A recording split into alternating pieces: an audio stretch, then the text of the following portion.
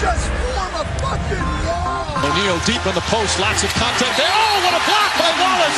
What a jump ball! Pistons down 4, 12-8, 7:38 to play in the first. A burst from Rodney, stuck into the rim. Count that baby and a foul. Reggie inside for Andre and a dynamite dunk. Pistons fans, welcome back to another edition of the Palace of Pistons Podcast, part of the Believe Podcast Network. I'm your host, Mike Anguilano, and joining me, as always, is, well, except for last week, is Aaron Johnson. And Aaron, how are you doing, buddy? Well, I was actually wondering if I was going to get the call back this week. You know, I heard Jasper from a lot of people did such a great job, so I was worried I wasn't going to get the call back. I didn't know if you were maybe going to dump me for Jasper, but I think we're going to have to find a way to get Jasper on here more often because the people seem to love him from the reviews that I'm getting. And maybe that just means I suck, but either way, I'm here this week and I'm happy to be back. So I'm ready to talk about these Pistons that are just tanking so hard to the bottom.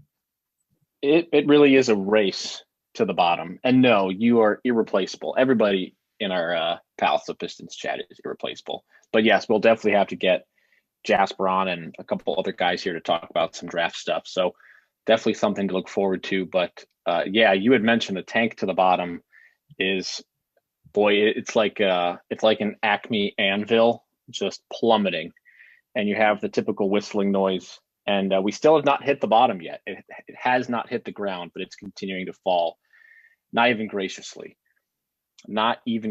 one bit. I mean, that Orlando, really the Cavs Orlando game and then the Pistons Orlando game, those were two games that were ESPN worthy for how important it is to getting Cade Cunningham. Yeah, a couple big losses for Detroit. And I don't know, look, Detroit is not going to get the number one odds.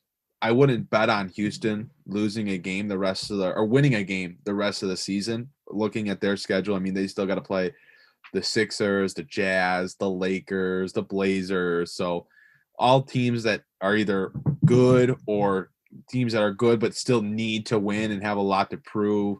So I wouldn't bet on them to win another game this year. Right now, Detroit is just trying to cling on to either the 2 or 3 spot so that they can have the equal or, still have the top odds for a number 1 pick. So they just got to continue to lose games. Those losses to the Magic, a big loss to Charlotte on Tuesday, which I get, Charlotte's not right there with Detroit for lottery odds. Charlotte's actually a play-in team, but that's a playoff team that Detroit almost won. And it's big when they still find a way to lose when it's a game that they probably should have won.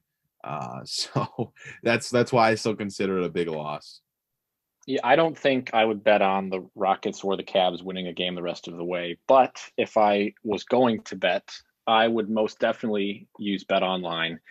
And BetOnline is the fastest and easiest way to bet on all of your sports action. BetOnline has you covered for all the news, scores, and odds, and it's the best way to place your bets. And it's free to sign up. We always like free stuff, right?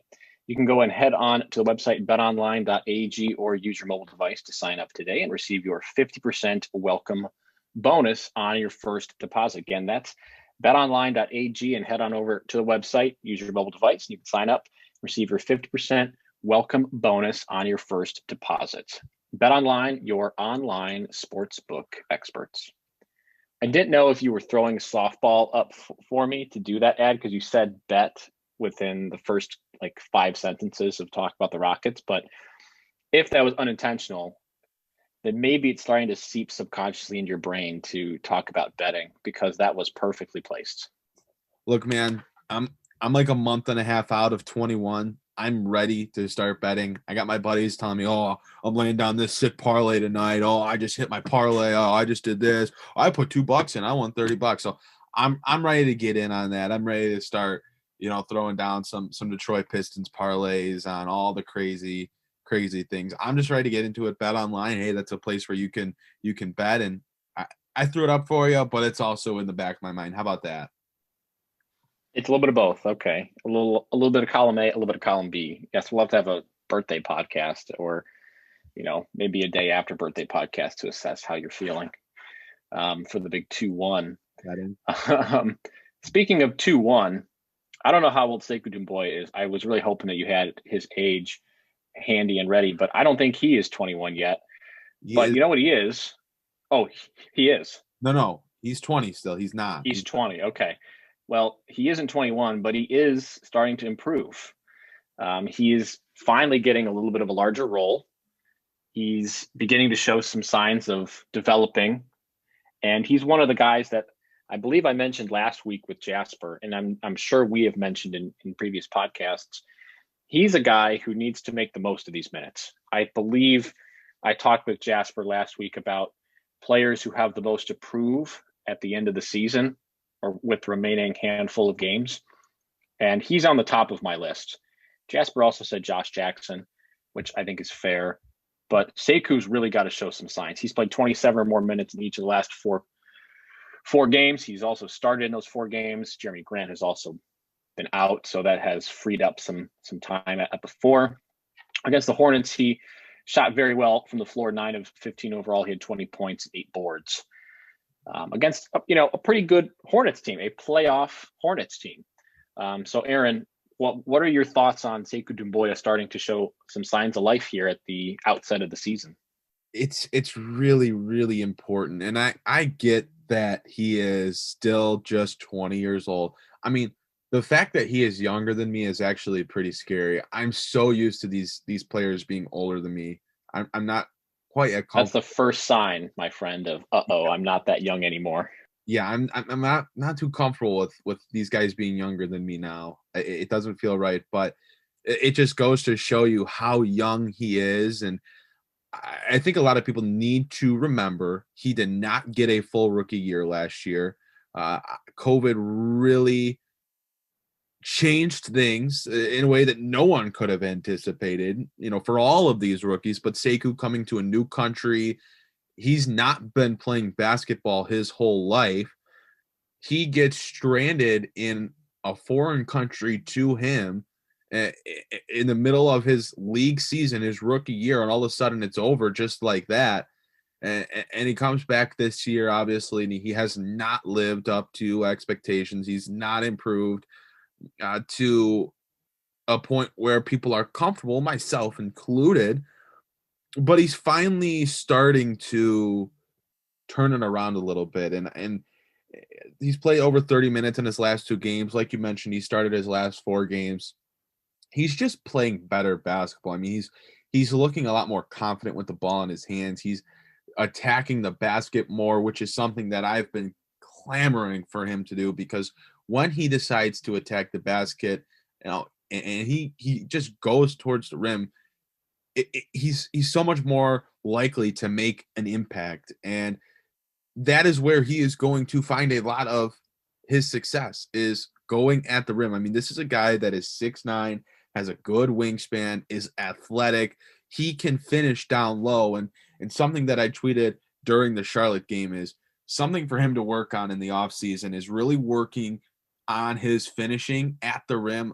He needs to cure that Andre Drummond illness where he just goes up softly and is trying to lay it up. He needs to go up and dunk it.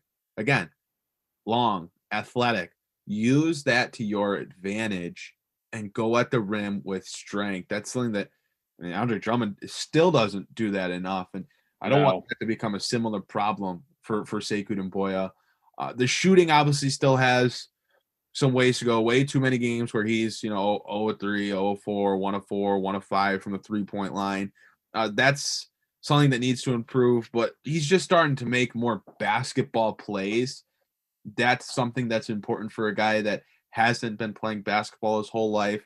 I think he looks more comfortable on the floor. I think he looks even more comfortable when he's sharing the court with Killian Hayes. There is a player in Sekou Doumbouya. He's not fully there, and this isn't all of a sudden, okay, Sekou Doumbouya is good, no need to worry. Like, he has still largely had a very, very unproductive second year, and he still has a lot of things he needs to do to prove that he is legitimately turning the corner and belongs in the discussion of being a part of the Pistons core moving forward. But what he's done over about the last week or so is intriguing. It's good to see, and it's something that the Pistons should continue to capitalize on moving forward, continuing to feed him minutes, continuing to feed him shot opportunities. I mean, he has had 10 or more shot opportunities in each of his last 4 games. When's the last time that's been the case for him? When's the last time, he's gone out there and just said, hey, I'm going to go out there and I'm going to get my shots? Because outside of that, he's only shot 10 or more times 3 times this year. That's it. Every other game he's played in, he's been under double-digit shot attempts. So just continuing to allow him to build on what he's been doing it is going to be so important for him over these last handful of games of the year. So Jerami Grant has missed the last 4 games, and Sekou has had at least 27 minutes in each of those last 4 games. He had 34 minutes against the Hornets. In those 4 games, which were all losses, by the way, got to do it for the tank. He's averaging 30 minutes a game, 12 points, 5 boards, 1.5 assists, shooting 46% from the floor, 18% from three-point land. He's 3 for 16 from deep. You mentioned making basketball moves. That really is the first step for a guy who was so disassociated. It looked like on the floor. We can't be. I mean, obviously, you'd love for him to shoot better, but right now it's a matter of, like you said, using that length, getting his confidence up, exerting himself physically, like we know that he's capable with that size, and we go on from there. It's a matter of using those physical tools first, and then you can see what you have in him offensively. 18.8% is pretty disappointing. And if we extrapolate this out a little bit further, it's probably right around there for the whole season. But you're right. He has not taken more than 10 shots since yada, yada, yada. Got to go all the way down on my handy dandy chart here. Since January 23rd against Philadelphia. He shot the ball exactly 10 times. So he has not taken that many shots up until now. He's going to get the minutes to show what he can do. So I am looking forward to it. No, it's not too early. I'm sorry, it's not too late for Sekou, and it's not time to give up on him. But you want to see him continue this. You want to see him continue to exert that sort of force. I got to pull up the Pistons schedule to see the remaining opponents that are left. But has anything stood out from him on the court in particular that you'd like to see him build up on, or is it just the physical tools and the confidence? Well, I think he just looks a lot comfortable playing. I mean, you watch that Charlotte game from Tuesday, and he's making moves. He's going at the rim. He's putting the ball on the floor, doing things that we really have not seen him do. And the thing with this is, we've seen other guys that the Pistons have had over the years have these flashes, right? A guy that really comes to mind is Stanley Johnson. He had stretches where he was shooting the ball well, and he was getting throw Stanley in there game, and he was having a good week or two, but then it went right back to the can't put the ball in the hole, isn't making shots from the outside, isn't getting to the free throw line.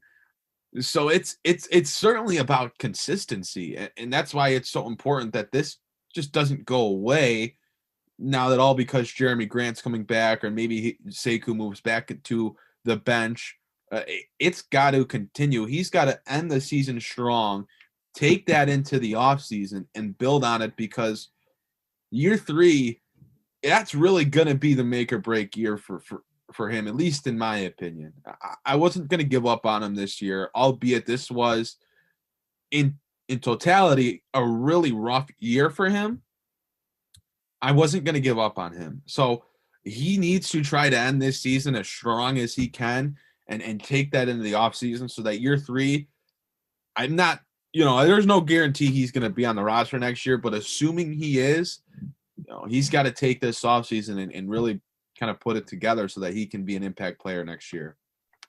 The remaining schedule for the Pistons is they play the Memphis Grizzlies tomorrow night. That'd be Thursday. That's a home game. They play Philadelphia. They play the Bulls. They play the Timberwolves, the Nuggets, and finish off the season on the 16th of May against the Miami Heat. So that's a few playoff teams, the Bulls and Wolves notwithstanding.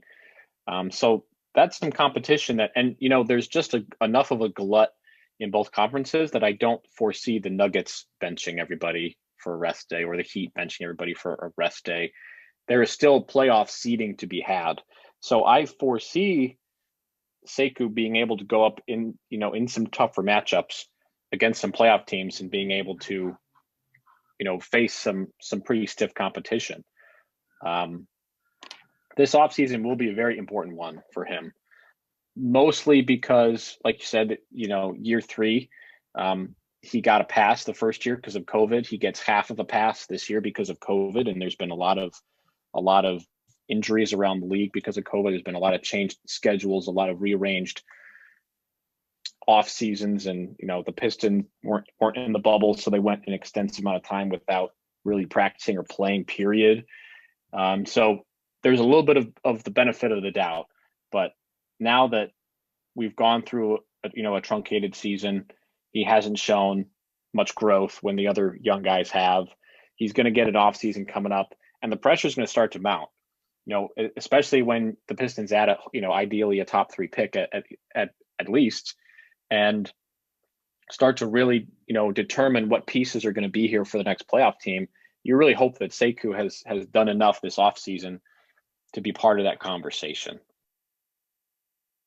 Right. And that's the thing. Like, if anything, we know Troy Weaver's not going to sit around and wait for someone. Like, if he's not going to show it, Troy Weaver's going to go get someone else. Look at what happened with Fima Hailu. Wasn't having the best season, had some legitimate opportunity. And what did Troy Weaver do? Well, you're not my guy anyway. I'm going to go get one of my guys. And he went in and he brought in Hamidou Diallo, and we've seen how that's gone so far. He's not going to wait around. And that doesn't mean, that if Sekou doesn't put it together here, that he won't put it together somewhere else. But it won't happen here if he doesn't put it together soon. Because the Pistons just are not, at least currently, an organization that's sitting around with their talent and just, they're playing bad. Well, like, look at the rookies. Isaiah Stewart, Sadiq Bey have both had very productive seasons. Even a guy like Saban Lee, for where he was drafted and for what your expectations were, like, he's come in, he's had some decent games. Right. Like, they're just not going to be okay and just be all right with Sekou not coming in next year and giving them something meaningful. So that's why I think it's just so important that he can finish out this season strong. Give him the minutes. I mean, he should get that opportunity. He even talked about it. Like, I know I'm getting minutes. I know I'm going to get that opportunity no matter what, and I'm playing free because of it. So, continue to give him that opportunity the rest of the way, and let him try to end this season to recover from such a poor year as best as he can, so that next year, hopefully, he takes, the experience that he's had and has developed enough in the offseason and worked on some of the things that he needs to work on the most, so that he can be a part of Detroit's future moving forward. Because, again, this is a guy that is 6'9", is athletic, is long. Like, he should be a good basketball player. And if the Pistons can get that, that would be very, very helpful for them when they're largely looking at taking a 2-guard in the draft, right? So they'll have their 1 and 2 in Killian Hayes and a guy like Cade Cunningham, Jalen Green, Jalen Suggs. They'll have their 3 in Sadiq Bey, and then they'll obviously have Jerami Grant at the 4 and Isaiah Stewart at the 5, but there's no reason that Sekou Doumbouya can't be your 3-4 off the bench, or even through 5. He's played a little bit of 5 this year. I mean, he needs to develop, because the Pistons would be so much better off for having him as a piece moving forward. Yes, I think we could both agree with that, and him continuing to improve and show up with the mentality of wanting to improve, I think is important too. Like you said, Saban Lee, second round draft picks, showing the heart, showing the guts and wanting to get better. The Pistons won't accept laziness. They won't accept sort of a lethargic approach to getting better. They want to make this team have an identity that resembles that, and they're on the fast track to doing that. They're on the fast track to because I think it also connects with the fans too. I think the fans like to see that too. Pistons fans like to see. That's why Isaiah Stewart. This is another thing we talked about with Jasper. That's why Isaiah Stewart turned into a fan favorite, because he just resembles and embodies, I think, what the ideal Pistons fan likes, which is a tough guy that could beat the crap out of you and go toe to toe with any other player in the league. He's not scared, and the Pistons should want Sekou to have a similar mindset of just that go to work, to use an old term. Yeah, and there's no question about it. I mean, and I think Sekou has a really weird dynamic, because I think, even though I don't know how weird it is, because I will say, unfortunately, Pistons Twitter has kind of been like this, but it's almost like you either love him or you hate him. And you either believe he's going to develop, or you think he's an awful player and he should have been gone way before today. But I understand the whole dynamic behind, he was a lottery level player. Like, he should come in. He should be already been playing well. Look at these other guys, this and that. But I always look back at the thing that he did not. He just started playing basketball. He's coming from another country. Like, these are the same struggles that Killian Hayes is having, and he's coming to America from a different league, from a different country. He's not all that confident, kind of like Sekou Doumbouya wasn't all that confident last year in his rookie season. So that's just, I don't know, I kind of give him the benefit of the doubt that that's going to get better. And I think Sekou can still be a meaningful NBA player. I think he has a whole lot of potential still.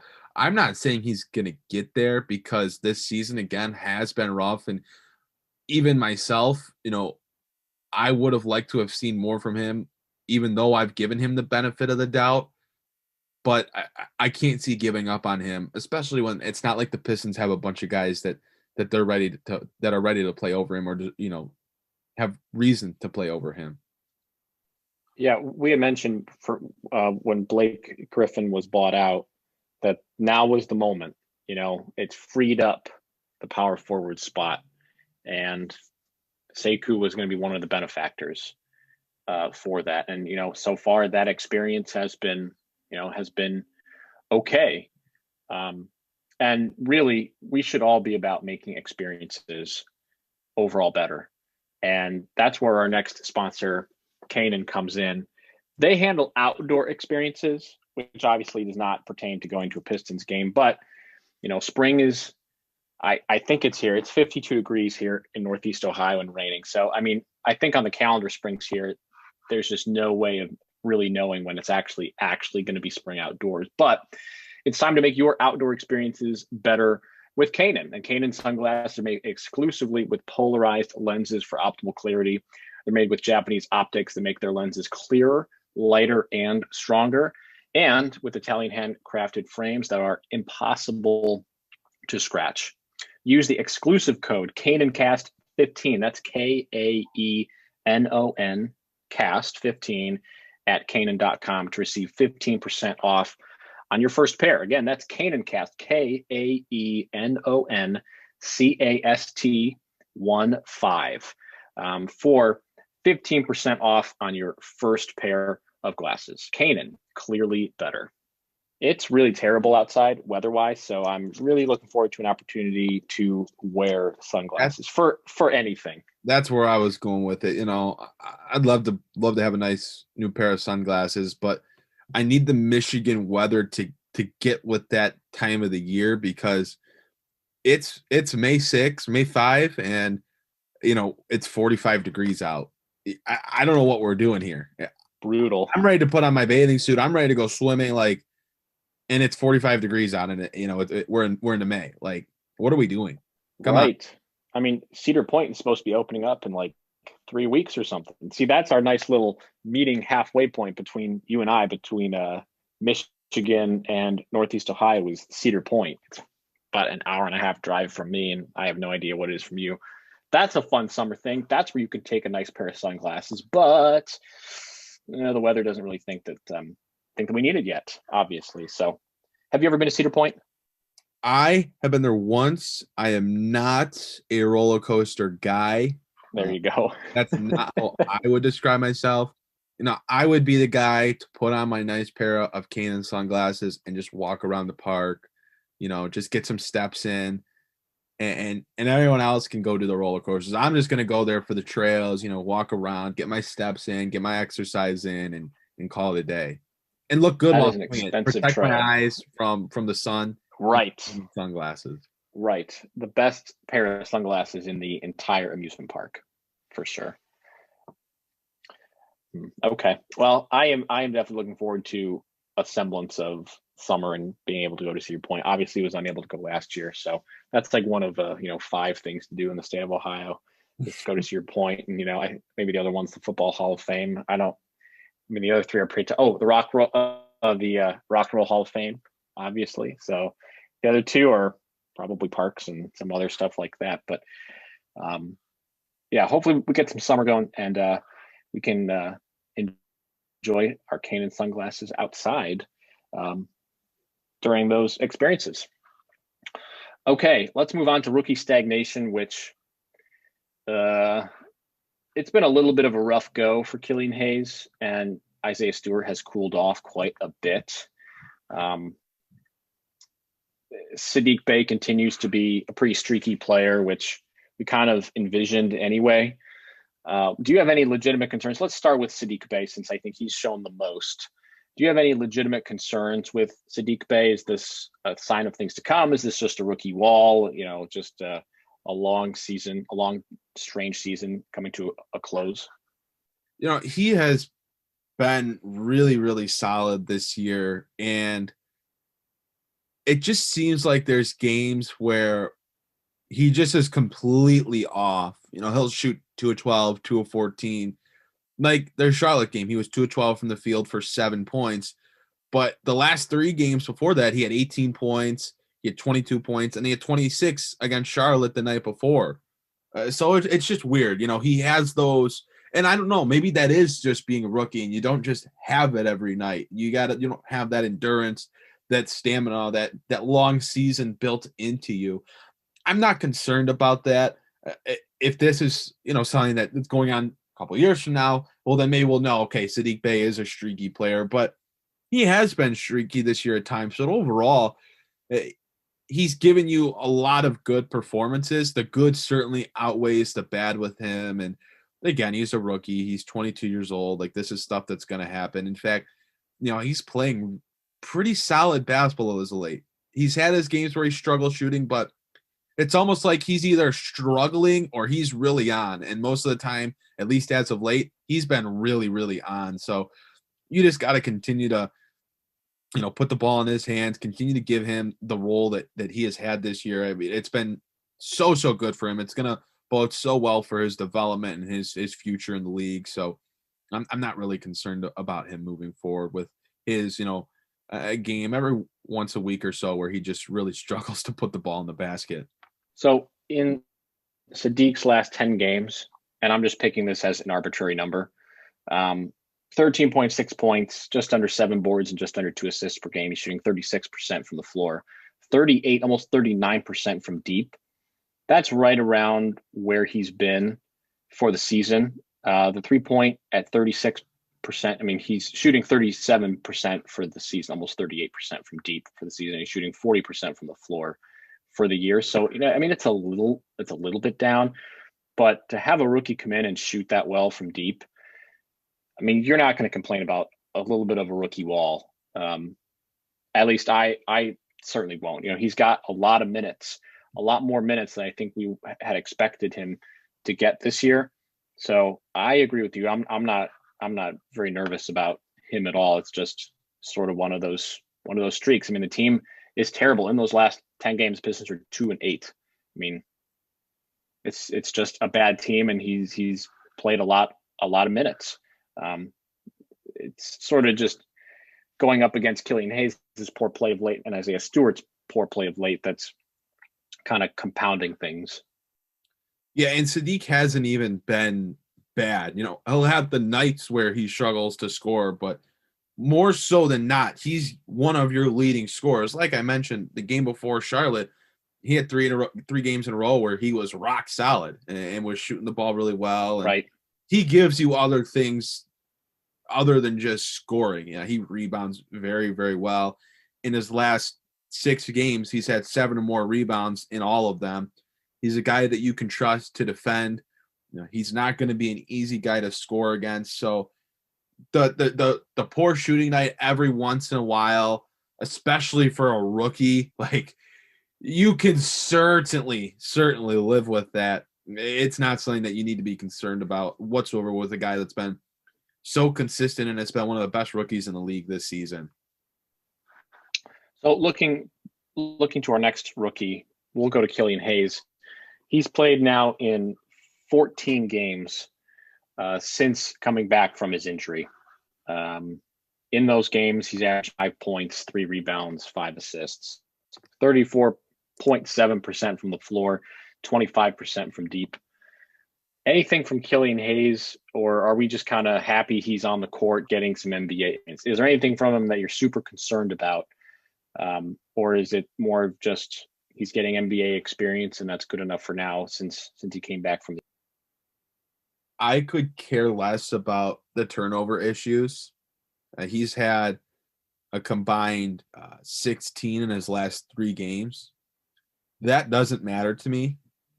It's the lack of willingness to shoot, to attack the rim and go up. That is bothering me. That is concerning to me. His last 6 games, he's had 1 game where he's taken double-digit shot opportunities, and he's had 0 games where he's made 5 or more shots. That is a problem because, yes, Killian Hayes is a phenomenal passer. He has elite vision already as a rookie. But teams know that he is going to pass the ball. They can bait him into poor positions on the court, and they know he is not going to shoot. So guess what? All they really have to do is sag a bit and put their hands up because they don't have to close out if he won't shoot the ball. There was a play against Charlotte on Tuesday where Hayes had a wide open baseline attack and he drove towards the basket and he kicked it out. He has to be willing to take shots. He has to be willing to go up. And he can be the greatest passer in the league, but if he's not willing to shoot, he's not going to be a great enough threat out there. And he does, much like Sadiq Bey, he does other things very well outside of just passing. Like, he is a phenomenal defender, both one-on-one and team-wise. He does a great job moving his hands, moving his body, getting his hands in passing lanes, getting his hands on the ball. He's a pretty decent rebounder for where he's at as a rookie. He uses his size well to get into the paint and get rebounds, but he has to also be willing to shoot the basketball. And something has to change where it's almost like he's forced to shoot. He had a game back in April against San Antonio where he took 15 shots and he only shot 5 of 15 from the floor, but I would rather see that than seeing him shoot 1 of 6 and 1 of 5. I would rather see him shoot 5 of 15 and actually get aggressive. But over the last couple weeks, he has been really unaggressive scoring the basketball. After that San Antonio game, like I mentioned, he has 1 game where he's in double-digit shot attempts. Other than that, it's 0 of 1, 1 of 5, 1 of 6, 3 of 7, and 1 of 6. He has to get more aggressive, going at the rim, getting better shots, shooting jump shots. There just has to be more of that from him for him to really open his game. And, he was getting to a point back in the middle of April where he was starting to get comfortable and was taking more shot attempts, even if they weren't always going in. But he's just kind of back to that timid, unaggressive, not scared, but he just doesn't desire to shoot. He's got to shoot the basketball. It's paramount for his development. I think one of the things that could get him going a bit more is being aggressive and getting to the free throw line. In those 14 games that I had mentioned, he's only attempted 9 free throws. And, maybe it's just he's 19 and taking contact thing, and he's 19 and coming off of an injury type of deal that he doesn't want to be aggressive in that manner. But he's only attempted 9 free throws in the last 15 games. As a point guard, as a quick guy with, like you said, good passing instincts, that should force other teams to, think a little bit if he's going to drive to the rim, if he's going to kick it out, or find someone in the dunker spot or what have you. But he does not get to the rim that often. He is shooting the ball pretty poorly. And, we mentioned this several times in past podcasts. He just sometimes does not know what to do once he gets into the paint. That scenario that you mentioned in Charlotte where, he kicks it out after having a nice wide open lane, he gets into the paint, gets into a spot where he should be able to put up a shot and he's just not able to. He does have a turnover percentage of 26% in his last 14 games. That's pretty high. He had a turnover percentage of 41.2% against the Hornets. So it's pretty high, but again, the turnovers, it's not important right now. He's still trying to figure out passing lanes at the NBA level. He's still trying to figure out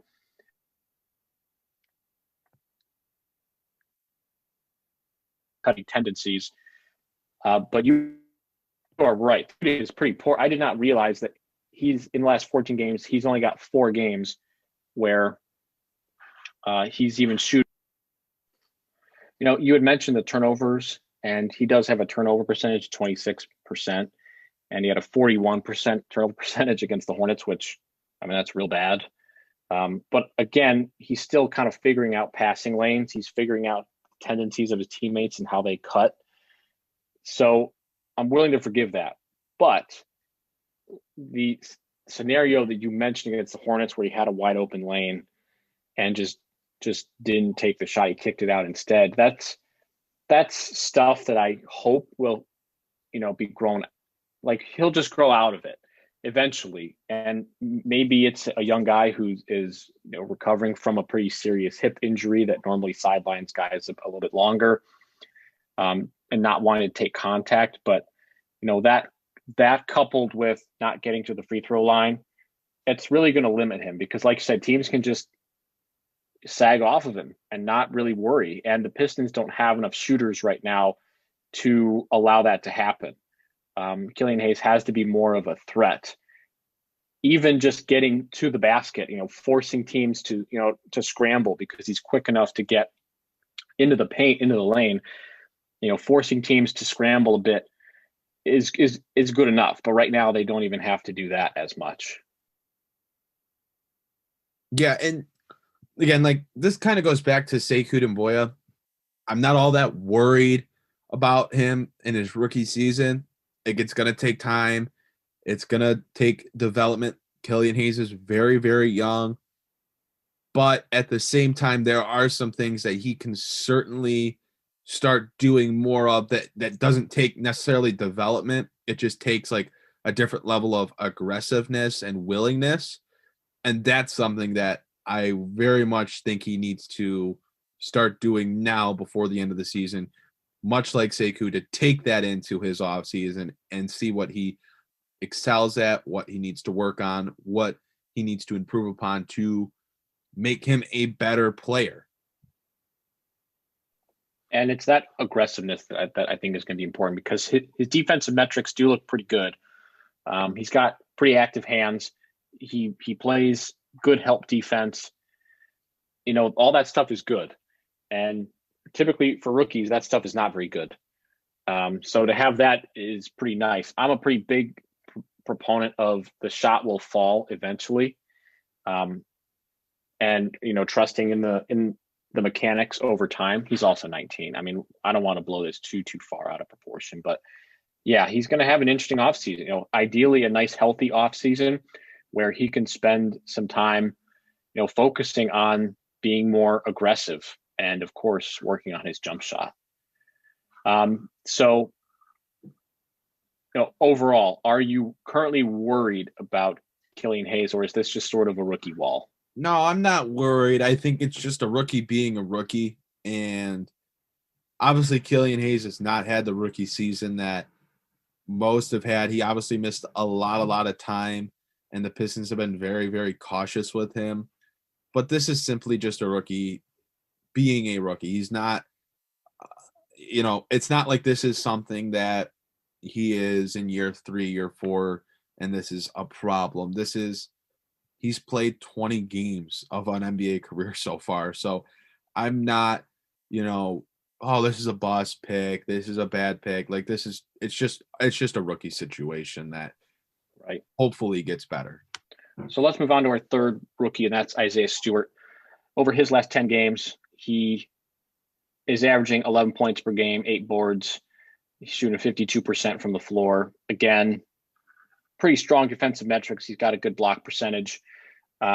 Another good young rookie hitting a little bit of a rookie wall. Aaron, are you concerned at all about Isaiah Stewart's last 10 games? Yeah, and I like Isaiah Stewart. I think I have some long-term reservations about him. I just don't know size-wise if he is going to be a legitimate starting center against all the different top players in the league, whether it be him getting switched out onto guards or him having to defend elite centers like Nikola Jokic or Joel Embiid, players of that nature. But overall, he has had a phenomenal rookie season. He's right there with Saddiq Bey in terms of impressiveness. Over his last five or so games, he has struggled a little bit. He did have a really nice game against Dallas where he finished with a double-double at 20 points and 10 rebounds. But outside of that, he has struggled. Specifically against Charlotte, he has had a couple of rough games against them. I think for him, he has hit a little bit of that rookie wall. He just looks a lot more frustrated out there right now when things aren't going his way. He's taken a lot of hits. He's gotten into some foul trouble. I think this has been a bit of a rookie wall for him, but it's not something that I'm overall concerned about. This is a player that is, in general, relatively productive. He's had some big games as a rookie, and the lack of scoring isn't the end of the world, but the early foul trouble, getting into foul trouble, something that really hasn't been too much of a problem for him this year. I mean, you think back to Andre Drummond in his rookie season, that was a problem, getting into foul trouble early on. That's something that's been more of a problem for him over about the last 6 or so games. But it is a bit of a rookie wall for Stewart right now. Overall, though, it's not something that I'm super concerned about or think it's a long-term problem. Like, he has played a lot of minutes. He has had a probably a bigger role than anyone could have anticipated for him, and he has largely performed very, very well. So not concerned about him. Yeah, he wears his emotions on his sleeve. He gets into foul trouble. Those are things that we've seen basically all season. So this actually works very nicely into our last topic. For some of these frustrations that the rookies are having, should the veterans come back for the last 6 games or so? Jerami Grant is coming back against the 76ers. Mason Plumlee is sat. Wayne Ellington is sat. Corey Joseph has sat. And Rodney McGruder has also been on the bench. Should those veterans return? I was kind of on the fence of just let the young guys play. But I think you bring up a good point of some of the rookies being frustrated. Might not be a bad idea to spell them a little bit with some of these vets. Yeah, and I don't think it's a bad idea to bring some of these guys back. And maybe it's just get them in here for a game or two, just again to reset the team, stabilize them for a game or two, take some of the pressure off of the rookies, bringing guys like Jerami back, bringing obviously your go-to scorer, bringing Mason Plumlee back, letting Stewart come off the bench for a couple games. Like, I think that would be a fine move. And I get you're trying to tank, like, but again, like at the same point, you're probably not beating Philadelphia at full strength. So I think on Saturday, if the Pistons want to roll out Jerami Grant and Mason Plumlee and Corey Joseph, like, I think that would be a good idea because they're going to get slashed by the Sixers either way. Let them go out there for a game, be out there, settle and put the rookies in less of a tough spot. I think that would be, a good decision. Yeah, I think so too. And it was just kind of nice that I think it was Woj who broke it that said Piston star Jerami Grant is going to come back. That was kind of a nice thing to read because the team is obviously a lot more fun when he is on the floor and scoring. Yeah, I honestly don't think that bringing the vets back is that bad of an idea, even though the Pistons are in an epic tank fest. I don't think there were only 2 winnable games I saw the rest of the way. That was against the Minnesota Timberwolves, who are actually playing okay, and the Chicago Bulls, who are going to get Zach LaVine back now. So, that game is a little bit less winnable. Yeah, I don't have any reservations, or I'm not opposed to bringing the veterans back. It's nice because we're gonna wish that we could watch Jerami Grant score in the next couple of weeks, and we only have 6 games left, so should enjoy these final 6 games before the season ends and we turn our attention over to the draft. Yeah, I don't think they need to play in every game the rest of the way. No. Just getting them back for 2, maybe 3 games, I think that would be.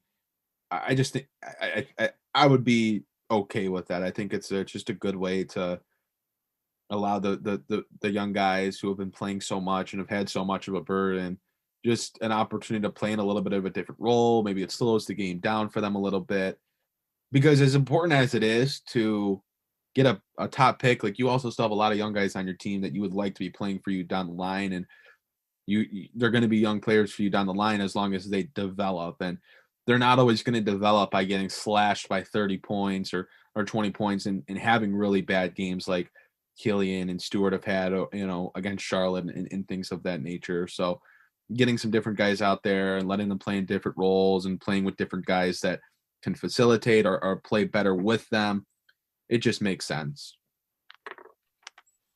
Yeah, I think we're both in agreement there. So, Aaron, that was all our topics. We have not had 3 topics in quite a while. That may be our first 3-topic podcast in probably a month.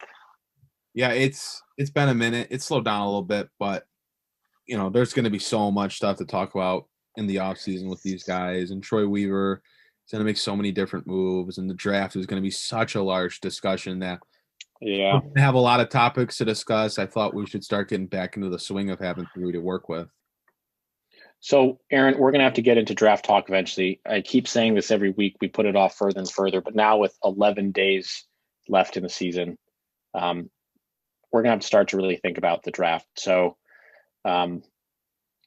we should enjoy this non-draft season, because I hate mock drafts and I hate hypotheticals with passion, because everybody has an opinion. Same thing with NBA awards season. I just can't stand it. Every podcast is going to be talking about NBA awards season. And every podcast is going to be talking about NBA draft season. And that's going to be us. We're going to have to talk about the draft. Any closing thoughts on any of our 3 topics? I just wouldn't really be worried with any of the players we discussed outside of maybe Sekou, but I'm still, giving him time. The rookies, on the other hand, like, absolutely, there's going to be poor games, poor stretches. It's part of the development circuit. Any coach, any player would tell you that much. So, I think for as long of a season, as much of a losing season as this has been, it's a pretty nice spot for the Pistons to be in, to have all these prospects that are developing and look like they're going to be pieces moving forward for them, while knowing that they're going to add probably 2 to 3 more of those in the draft this summer. Yep, and that's a nice positive way to end this podcast. We'd like to thank our sponsors again, Bet Online, of course, and then Kanan as well. Hopefully you can not only bring some sunglasses, you can bring some sun. So with that, we're going to call it a wrap on this one. Thank you very much for listening, Pistons fans. Again, this is the Palace of Pistons podcast, and we will see you all later.